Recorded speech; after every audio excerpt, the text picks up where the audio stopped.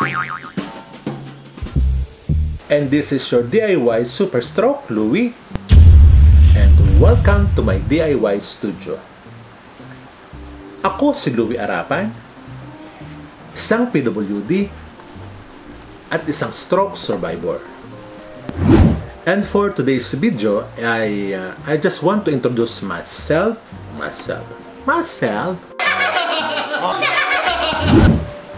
And for today's video, I just want to introduce myself. And syempre, gusto ko rin magbahagi sa inyo na aking mga karanasan as stroke survivor. Kaya, heto na. Before I was working in Saudi Arabia sa isang maliit na gift shop. Ang bali trabaho ko doon is a gift designer.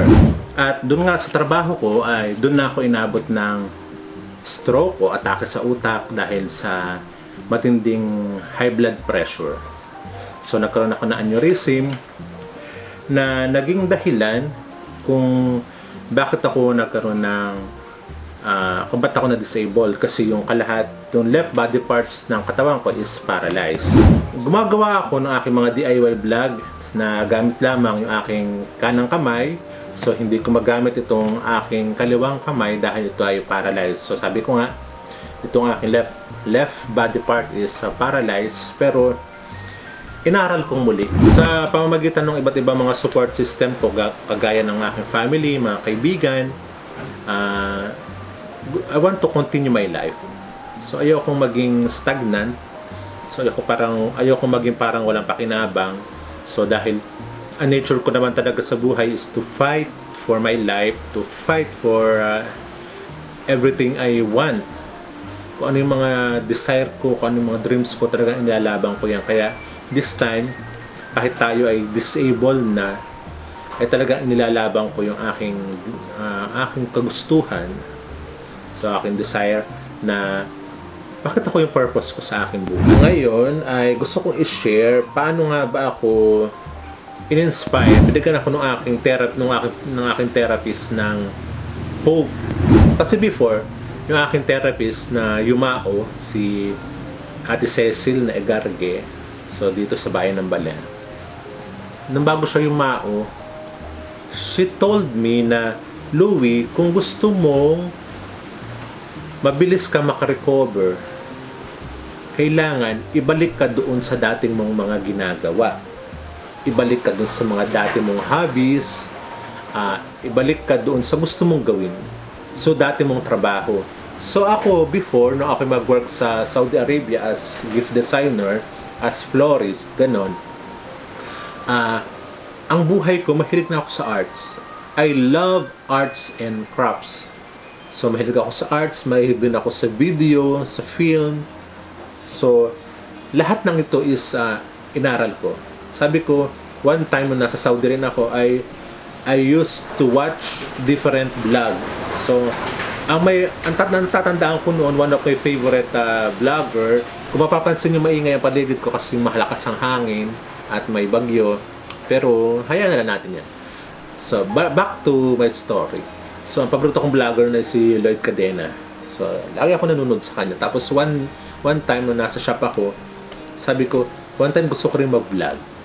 Pero that time is gusto ko lang, para naisip ko lang na gusto ko lang. Dahil before nga, nung bata ako, I love to watch yung Art Attack, all about arts. Gusto ko, tapos sabi ko, nung bata ako, gusto kong magkaroon ako ng TV show about arts and crafts. Yun ay nasabi ko lang, pangarap ko lang.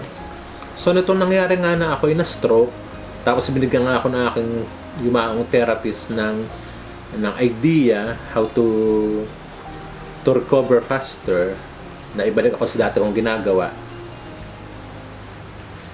Alam ko mahirap, pero ang ginawa ko, inaral ko siyang muli.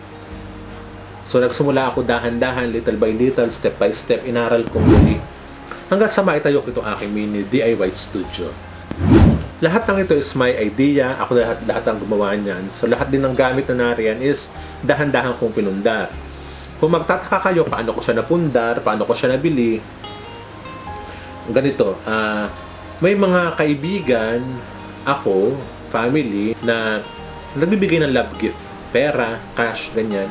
So, dinecide ko na ganito na magkaroon ako ng aking sariling DIY studio.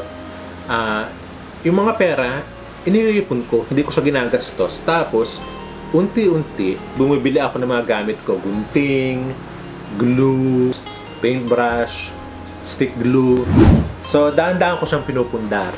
Itong mga lights ko, mga softbox, dahan-dahan ko siyang pinupundar doon sa mga perang binibigay sa akin, nireregalo. So, dahil wala man ako kakagastusan na ayun, dahan-dahan ko siyang pinundar for a year. So, hindi ito one instant click lang, kundi ito ay taong ko itong pinundar. Unti-unti. Itong camera na ginagamit ko is, ito yung talagang dinesire ko na camera nung nasa abroad ako, na gamit ko ngayon. So, ito ay isang DSLR. Kaya naniniwala ako doon sa mga manifestation ko ng araw, sa mga dream ko ng araw na once na gusto mo talaga, you desire it, you manifest it, you pray for it, saka makukuha natin yung dinidesire natin, minamanifest natin mga bagay sa ating buhay. So, kagaya ko, na nasabi ko lang nung bata ako na gusto kong magkaroon ng sarili kong art show, gusto kong film sa theater, ayan, mahilig din ako dyan. Kaya yung linya ng trabaho ko is about arts, about film, about ganito. So, na-enjoy ko yung ganitong vlog. So, yun nga, dahan-dahan inaral kong muli.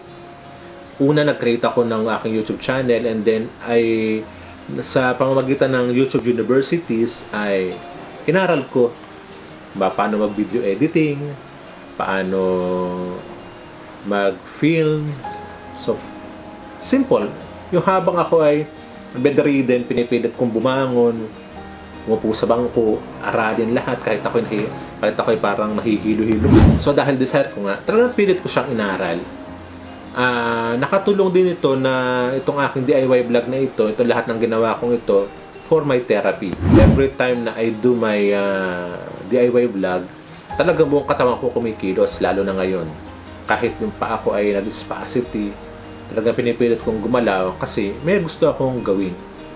So, this is my first vlog sa aking DIY channel as a disabled person. Kung mapapansin niyo yung aking YouTube name, so DIY Super Stroke Louie. Dahil una sa lahat, bakit super yung aking pinili? Kasi dito sa aking ginagawang vlog is all around ako. Ako ay disabled person, pero yung gawain ng isang team ay ginagawa ko lang mag-isa. For example, I am the creator. Ako din ang nag-iisip ng aking mga content. And ako din ang nagpo-produce ng aking mga content. Aside from that, ako rin ang nagbibideo ng aking sariling content, kagaya ng ginagawa ko ngayon. Ako rin yung nag-set up ng mga video, ng aking mga lights dito sa aking DIY studio. After na matapos ko yung mga pagbibideo, ng aking mga content na ginagawa, ako rin po ang video editor. Ako rin ang naggagawa ng thumbnails. Ako rin ang naglalagay ng mga subtitles. Ako rin po lahat. Kaya, kung mapapansin nyo, bakit super? Kasi, para akong superhero na sa pamamagitan ng isang katauhan ko, ako ay disabled pa, ay nagagawa ko yung gawain ng isang team. Di ba nakakamangha? Super! Gusto ko rin i-share na after kong ma-video, after kong ma-edit yung mga DIY content ko, yung mga ginagawa kong content ng mga DIY, ito ay aking binibenta. So, I sell this to my Facebook, sa aking mga kaibigan, at dun sa earning nun, doon ko pinapaikot yung pera para makapag-produce uli ako ng aking mga gamit, ng aking mga gagamitin, ng mga materials. Yung earnings doon, yun yung ginagamit ko pampuhunan dito sa aking YouTube channel. Dahil hindi pa nga nagsisimula pa lang din ako, hindi pa rin ako kumikita. So, sa pamamagitan nun ay natutulungan ako na nakapag-invest na aking mga gagamitin. Kasi wala naman ako ibang trabaho kundi ito lang. So, kaya ko rin pinasok itong pag-vlog is syempre, lahat naman tayo nagdi-dream, nangangarap na kumita. Syempre, humihingi nga ako sa inyo ng inyong suporta sa pamamagitan ng inyong mga comment and like, pag-subscribe sa aking DIY channel. Isa na sa kung ba't ko itong ginagawa, itong magawa ng DIY channel na gusto ko makita yung purpose ko sa buhay. Bakit ko nga ba ginagawa ito mag-vlog? Kasi gusto ko makita yung purpose ko sa buhay. Ngayon nakikita ko na yung purpose ko sa buhay, nagkakaroon ako ng meaning, para nagkakaroon ako ng value. Dahil ang gusto ko nga is pagbigyan, kahit ako ay disabled, gusto ko pa rin makapagbigay ng value para sa iba. Gusto ko pa rin makapag-inspire na ibang katulad ko na may disability. At gusto ko rin makapag-inspire doon sa mga taong walang disability pero nawawala na ng hope sa buhay. So, dahil dito, sa vlog na ito, humihingi ako sa inyo ng inyong pag-subscribe. At hindi na pag-subscribe. Ang hiling ko sana sa inyo kung kayo ay magsusubscribe sa aking YouTube channel, lagi niyong panoorin lahat ng aking content na ipalalabas sa channel na ito. And don't forget to hit the notification bell para updated kayo every time na may bago akong upload dito sa aking channel. 2 times a week po ako nag-upload. This is not just a vlog.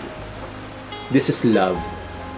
Dahil kung di ko mararamdaman yung pagmamahal para sa iba, hindi ko gagawin to. Kung hindi ko nakikita yung purpose ko sa buhay ko, hindi ko to gagawin.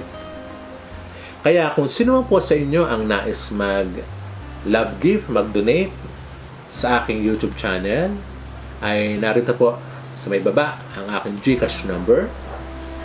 Pwede niyo po i-send dyan ang anuman tulong o love gift na gusto nyo ibahagi sa akin para mapagpatuloy natin itong pagbibigay ng inspiration, pagbibigay ng pag-asa, pagbibigay ng tulong, at higit sa lahat, pagbibigay ng love, pagbibigay ng value sa iba. Nandiyan po, pwede kayong tumulong.